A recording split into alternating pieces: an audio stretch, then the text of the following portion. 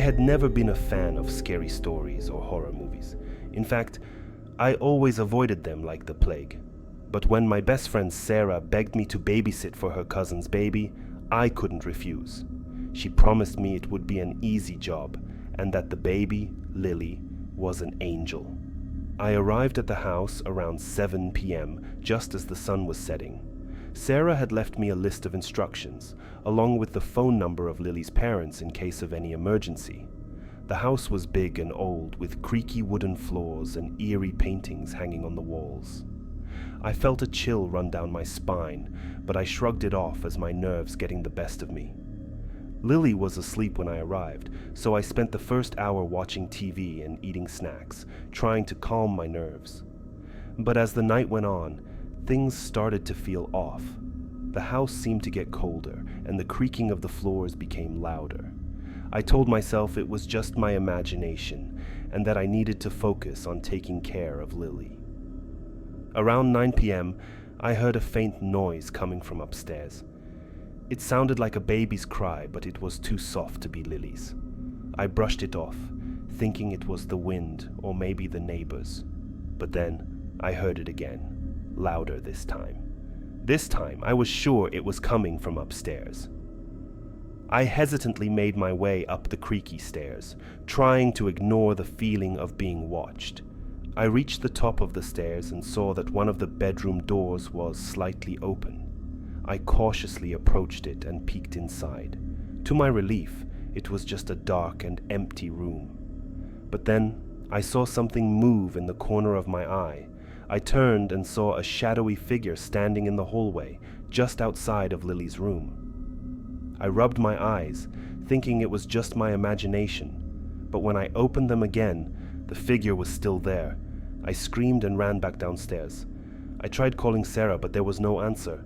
I debated calling Lily's parents, but I didn't want to seem like a nervous wreck. I decided to go back upstairs and check on Lily. Maybe the figure was just a trick of the light, but when I got to Lily's room, she wasn't there.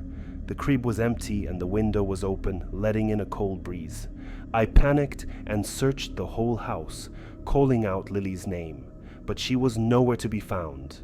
My heart was racing and my hands were shaking as I called the police. They arrived within minutes and searched the entire house. They found Lily in the backyard, unharmed but crying.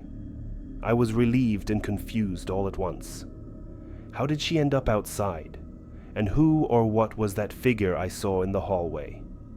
The police left and I tried to calm myself down. I rocked Lily back to sleep and stayed in her room, not wanting to leave her alone. But then I heard a loud bang coming from the kitchen.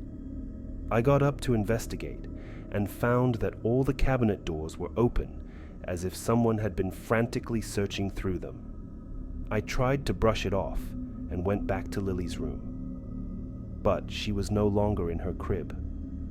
I searched the whole house again, but she was nowhere to be found.